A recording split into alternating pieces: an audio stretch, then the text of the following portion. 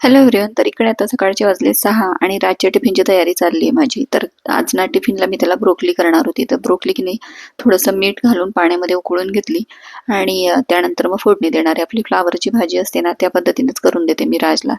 तर त्याला तशीच आवडते आणि तो खाऊनही घेतो.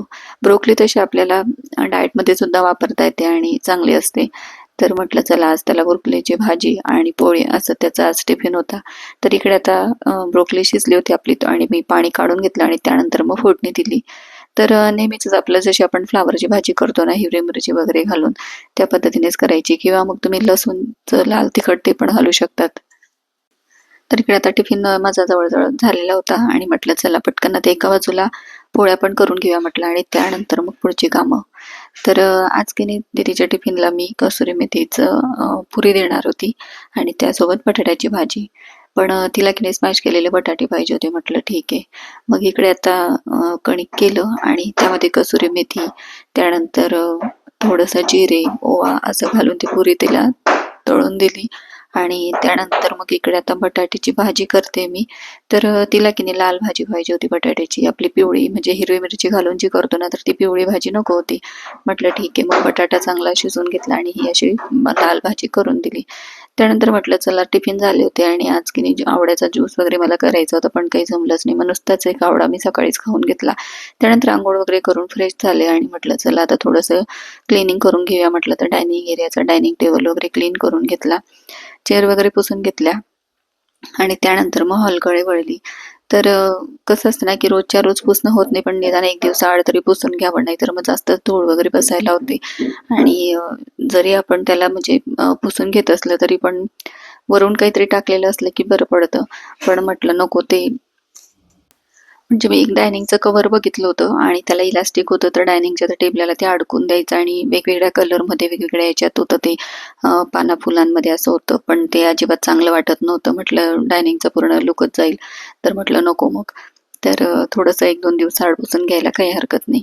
त्यानंतर मग आता हॉलची पण क्लिनिंग करून घेतली आणि त्यानंतर ही जी आर्टिफिशियल प्लांट आहे ना, त्यांना सुद्धा फार धूळ बसते आणि जर का त्याच्यावर स्प्रे वगैरे केला पाण्याचा, तर ते पाण्याचे थेंब पडून अजून खाली खराब होतं. त्यापेक्षा त्यांना ओल्या कापडानेच पुसून घेतलेलं मला परवडतं. त्यामुळे मग म्हटलं चला. तर इकडे आता ते प्लांट पण मला पुसून घ्यायचे. त्यानंतर टीव्ही युनिट आणि ते पण क्लीन करून घ्यायचंय. तर ते केलं. त्यानंतर मग स्वयंपाक केला आणि आता मग स्वयंपाक झाला होता माझा आणि म्हटलं चला आता किचन ओटा, गॅस वगैरे ते क्लीन करून घेऊया म्हटलं आणि त्यानंतर मग पुढची कामं. स्वयंपाकात आज काही असं विशेष नव्हतं. मूग डाळीची भाजी, भात आणि पोळी असं होतं. त्यामुळे म्हटलं चला स्वयंपाक वगैरे आटोपला, जेवणं झाली आणि त्यानंतर मग किचन ओटा वगैरे क्लीन केला, की मग काही निवांतच असते. पण म्हटलं चला इकडचं तर क्लीन केलं गेलंय, पण इकडे माझी भांडी पडली होती. म्हटलं तेही आवरून घेऊया आणि मग एडिटिंग वगैरे सगळं एकत्र करूया म्हटलं. पण त्याआधी की नाही हे कव्हर मी धुवून ठेवले होते सिलेंडरचे, ते लावून देते म्हटलं. परत राहिली तर राहूनच जाता आणि चांगली स्वच्छ झाली होती. बरेच दिवस झाले धुवायला काढलीच नव्हती. तर म्हटलं आज ना धुवायला काढूया. मस्त वाळली होती आणि आता लावून देते म्हटलं. तर सिलेंडर असेच ठेवले ना की ते चांगले काही दिसत नाही. त्यामुळे म्हटलं चला आपण याला कव्हर शिवून टाकूया. याचा सुद्धा व्हिडिओ आपल्या चॅनलवर आहे. तुम्ही जर का बघितला नसेल तर नक्की बघा. आणि इकडे आता व्यवस्थित एक जे सिलेंडर असतं ना आपलं ते मोकळंच असतं आणि एक जे असतं त्याला रेग्युलेटर असतं. तर त्यासाठी मी असं होल केलंय ह्या कव्हरला आणि त्यातनं ते रेग्युलेटर आपल्याला घालून द्यायचंय आणि त्यानंतर मग आपल्याला हे सिलेंडरचं कव्हर लावायचंय. तर इकडे बघा आधी रेग्युलेटर आपलं कॉक बंद करायचा तो आणि मग काढून घ्यायचं. त्यानंतर मग त्याच्यात टाकायचं आणि मग हे कव्हर लावून द्यायचं आपण वरून व्यवस्थित रेग्युलेटर लावून. तर सोपं पडतं आणि काय आपलं सिलेंडर लगेच काही संपत नाही. 2-3 महिन्यानंतर संपतं. त्यामुळे मग तेव्हाच काढायची आपल्याला गरज पडते आणि असं ते व्यवस्थित राहतं आणि थोडंसं व्हेंटिलेशन पण राहतं. त्या ठिकाणी होल केलेलं असल्यामुळे हवा पण खेळती राहते. एकदमच बंद नाही होऊन जात ते. तर इकडे आता कव्हर लावून दिले मी दोघं आणि त्यानंतर ना तिथे पसाराही दिसत नाही, सिलेंडर दिसायलाही खराब दिसत नाही. कारण डायनिंग एरियातनं हा जो दरवाजा आहे ना माझा वॉशिंग एरियाचा, तर तो जर का ओपन राहिला तर समोरच ते सिलेंडर दिसतात. मग ते काही चांगलं वाटत नाही. म्हणून मग मी त्यांना कव्हरच शिवून टाकले आणि त्यावर मग ही एक डस्टबिन माझी ठेवलेली असते. तर म्हटलं चला आता भांडी वगैरे आवरून घेऊया म्हटलं आणि त्यानंतर मग पुढची कामं. तर जे काही राहिलं असेल ते परत करता येईल म्हटलं. आतनं-मधनं माझं शूट पण चाललेलंच असतं. म्हणजे दुसऱ्या दिवशी जो व्लॉग टाकायचा आहे ना, त्यासाठी पण शूट माझं चाललेलंच असतं. पण कसं आहे ना, की कामं करता करता आणि शूट करता करता बराच असा उशीर होतो कामांनाही आणि बराचसा वेळ जातो. तर पूर्ण दिवस याच्यातच निघून जातो आणि इतर अजून दुसऱ्या गोष्टी काही स्टिचिंग वगैरे करायचं म्हटलं तर पाहिजे तेवढा काही वेळ मिळत नाही. पण तरी मला आवडतं असं शिवणकाम करायला, त्यामुळे मला जेव्हा केव्हा वेळ मिळतो ना, तेव्हा मी करूनच घेत असते आणि ते सुद्धा तुमच्यासोबत बऱ्याच वेळा मी शेअर करत असते. तर इकडे आता सगळीच भांडी जवळ-जवळ माझी घासून झालेली. त्यानंतर वॉश बेसिन वगैरे क्लीन केलं आणि आज की नाही बऱ्याच दिवस झाले, म्हणजे 2 दिवस झाले पार्सल आलेले होते, ते पण तुमच्यासोबत मला शेअर करायचे होते. तर 3 बॉक्स आणले होते पार्सलचे आणि त्यामध्ये काय तुम्हाला दाखवतेच आता मी. तर आहोंनी की नाही कुरडया वगैरे, पापड असं बऱ्याचशा वस्तू मागवल्या होत्या आणि काही-काही मसाले वगैरे. छाया कार्टमधून हे मागवलं होतं. तुम्ही Googleवर सर्च करा आणि ऑनलाईन सगळं साहित्य आपल्याला त्या ठिकाणी मिळून जातं. रिझनेबल रेटमध्ये मिळतं आणि सगळे अगदी घरगुती गृहोद्योग चालवणाऱ्या महिलांच्या तर्फे ते तयार झालेलं असतं आणि त्यामुळे चांगल्या क्वालिटीचं आणि चांगल्या क्वांटिटीत आपल्याला मिळतं ते. तर म्हटलं चला बघूया आता. तर इकडे आता बघाल तिखट सुद्धा आहोंनी मागवून बघितलंय, तर 1 किलोचं पॅक येते तिखटचं आणि ते आणलं. त्यानंतर लोणचं सुद्धा त्यांनी ट्राय करण्यासाठी मागवलंय. क्वांटिटी कमी आहे पण लोणच्याचं नाव आणि आई आंब्याचं लोणचं असं होतं बरं का. तर 1 लिंबूचं आणि 1 कैरीचं असं लोणचं त्यांनी मागवलंय. त्यानंतर ह्याच बॉक्समध्ये 2-3 वस्तू अजून होत्या ते म्हणजे मसाले. तर मसाल्यांचं खूप जास्त वेड आहे आहोंना आणि खिचडी मसाला, त्यानंतर मटण मसाला आणि चिकन मसाला, चिकन करी मसाला, भरपूर असे मसाले त्यांनी मागवलेले आहेत आणि जास्त तर नॉनव्हेज प्रेमी असल्यामुळे त्यांना नॉनव्हेजसाठीच बरेचसे मसाले पाहिजे असतात. घरगुती मसाला माझा बनवलेला वेगळाच राहतो, बाकीचेच मसाले भरपूर मागवतात ते. त्यानंतर आमच्या खानदेशमध्ये की नाही बिबड्या हा प्रकार असतो आणि पूर्वी मी आईकडनं आणत असायची. पण आता तेही बंद झालंय, त्यामुळे की नाही यांनी मग मागवल्या आहोंनी आणि बऱ्याच वेळा बिबड्या खाऊसं वाटतं. म्हटलं चला ट्राय करू आणि मग सुरुवातीला मी थोड्याच मागवल्या आहेत. तर अशा काही असतात त्यांना आपण तळून खाऊ शकतो आणि भाजूनही खाऊ शकतो. टेस्ट खूप छान लागतो आणि अशाच पण आपण खाऊ शकतो. तर ते झालं. त्यानंतर दुसरा बॉक्स आता ओपन केलाय. पॅकेजिंग पण त्यांचं खूप छान आहे बघा. कुठलीच वस्तू अशी म्हणजे काही खराब वगैरे आली नाही किंवा फुटली-तुटली नाही काहीतरी किंवा सांडली पण नाही. म्हणजे लोणच्याची वगैरे गोष्ट करते की तेल वगैरे सांडतं ना, तसं काहीच प्रकार झालेला नाही. व्यवस्थित अगदी पाठवलं पॅकिंग करून त्यांनी. त्यानंतर काळा मसाला वगैरे, त्यानंतर एक मालवणी मसाला होता आणि मटण ग्रेव्ही मसाला, खिचडी मसाला असे मसाले आहोंनी मागवलेले आहेत आणि ते यातलं मला एकही वस्तू म्हणजे मला विचारून त्यांनी आणलेली नाहीये. फक्त एक वस्तू म्हणजे तुला शंकरपाळे आवडतात तर शंकरपाळे मागवू का? एवढंच त्यांनी मला विचारलं होतं आणि मी हो म्हटले होते. तर आता पहिल्या बॉक्समध्ये तर शंकरपाळे निघाले नाहीयेत.